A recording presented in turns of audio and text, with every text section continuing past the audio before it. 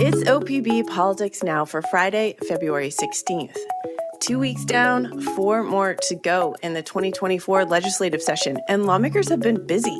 This week, they discussed the details on how to make illicit drugs illegal again. They scaled back the governor's housing proposal. And could Oregon finally have campaign contribution limits? It's possible.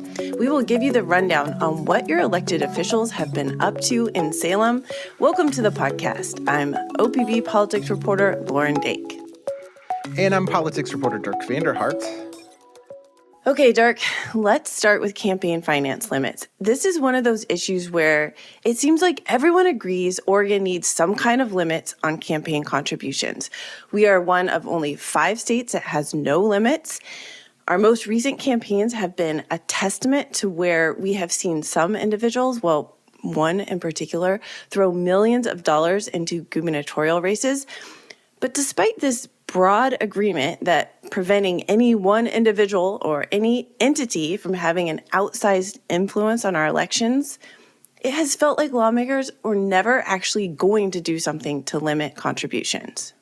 Yeah, I mean, I think that's right. And, you know, we talked about this a lot on the podcast over the years, but voters appear to really dislike permissive campaign finance systems like we have in this state. They voted in 2020 overwhelmingly to amend the state constitution to allow those limits when there was some question about whether it was illegal.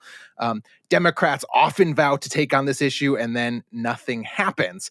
The two parties in the legislature have really just been fundamentally unable to agree on what a fair system for limiting campaign contributions might look like. And that very quickly leads to, you know, accusations that one side or the other wants to rig the system in their favor. As I often point out, too, people who've won election and are actually sitting in either chamber in Salem are the people that have been successful at using this very system they are theoretically trying to upend. So they might have some conflicted feelings on this. In any case, the reason we're talking about this today is because it appears that this issue might not be in lawmakers' court for much longer. There is one ballot measure known as IP9 that has some pretty serious momentum toward qualifying for the November ballot. It's sponsored by good government groups, and it's really opposed actually by large labor unions who are threatening to run their own ballot measure. Things could get very ugly in November if both of those things move forward, but the outcome would almost certainly be some form of campaign finance limits in Oregon, and that has lawmakers talking. One of the big sticking points on this subject has long been that the two major players in these talks, the employee unions and the business groups, have long disagreed on how to move forward. Right. I mean, that is definitely part of it. You know, business and labor are frequently on opposite sides of issues, and also political races. Business donations. You cited one individual in particular, Lauren. I'm pretty sure you were talking about Nike co-founder Phil Knight, who has put millions and millions and millions of dollars of his own money into politics and Republicans over the years. But business donations often back Republican candidates and conservative causes. Big labor unions are huge supporters of Democrats and progressive causes. And the two sides just don't really talk about campaign finance with each other ever. They fight instead because they have these fundamental disagreements on what limits should look like. So one thing that has been really, really surprising to come out of the session's first 2 weeks is that we learned business and labor are sitting at the table trying to hash out a deal on campaign finance limits. This is an attempt, as I mentioned, to avoid a ballot fight and maybe to avoid voters approving the system proposed by IP9 that the unions in particular dislike. We don't have many details on what the two groups are hashing out, what kind of system they are finding any sort of agreement on. But there has been some attempts to bring those good government groups backing the ballot measure on board. We could see an initial proposal introduced in the next week, which is pretty wild given all the other stuff lawmakers have on their plate in this short session and just the complexity of campaign contribution limits in general. This is not the first legislative session where there has been some kind of seeming momentum on this subject, right? Only to fizzle. I know you are not a betting man, but what are the odds that we see actual campaign finance limits come out of this short session? I mean, I think I would just start by telling you some of what I've heard, which has been actually a surprising range of answers to that. Some people that are actually engaged in these talks seem to think that a deal could be imminent. They are very bullish that lawmakers are going to take action in this short session. Others are a lot more skeptical, sort of calling this a Hail Mary. And there's actually been a sense of some fatalism among some of the lawmakers I've heard from on this who think it's just incredibly unlikely something could happen in such a short time. I mean, it really is insane to think that this long fight could somehow be resolved within the compressed timeline of a 5-week session just because there's this ballot measure pressure. So I think I would be very, very surprised if something made it across the finish line. And I think we would have to look at any bill that could pass or does pass extremely closely because there are almost certainly some fairly large loopholes that could be exploited in any agreement that could be reached, I guess, so comparatively quickly. But Lauren, let's turn to housing, which is obviously one of the huge issues of this session. So as you reported last week, the governor went before lawmakers to urge them to pass her big housing production bill this year. This week, she took her case to the people of Oregon on social media. This crisis didn't happen overnight, and it can be complex. So I thought I would break it down using a tool we can all understand. Legos. So this video that was unveiled earlier this week is, I have to think, one of just a handful of times in state history an Oregon governor has played Legos on their desk. Kotek used them to sort of illustrate how housing supply works and all that. People can probably find it pretty easily if they are interested. But despite the creativity we saw from the governor there, we also got signs this week that the legislature might not be completely receptive to Kotek's case. Yeah, that's right. Maybe she should have busted those Legos out a little bit earlier because last week she testified in front of the legislature asking them for this $500 million housing package that she's been pushing. This week, so everything is moving very quickly, members of her own party dialed that request back by $150 million. They also scaled back the amount of land that could bypass the urban growth boundary and be developed. And that is really a contentious part of this bill.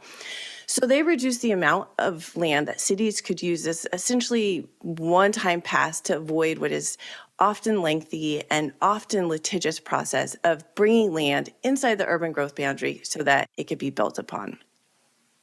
Lawmakers reduced her proposal from 150 acres to no more than 100 acres for cities with a population greater than 25,000 people, no more than 50 acres for populations fewer than 25,000 people. And that is proving already to be kind of unpopular with some cities. They say that they have to jump through all these hoops already to meet all these metrics, and they want to make sure that they can bring in enough acres to build enough housing to make it worth it. And the governor is also lobbying, maybe with Legos, to get more money put back into this package. The big picture on this bill is that the governor wants more housing. She wants it fast, and this is the bill that she thinks can help the state get there. So it's definitely something we'll be watching the whole session until it passes.